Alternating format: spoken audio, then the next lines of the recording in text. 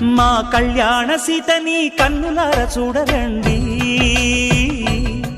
మా బంగారు తల్లిని దీవించి వెళ్ళరండి.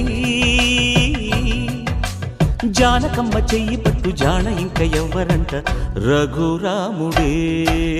లక్షణాల లక్ష్మీదేవి నింట పెట్టుకున్నవాడు మహావిష్ణువే. చల్లరో చల్లరో జాజి పూల చందనాలు, మల్లెపూ బంతుల మంగళాలు.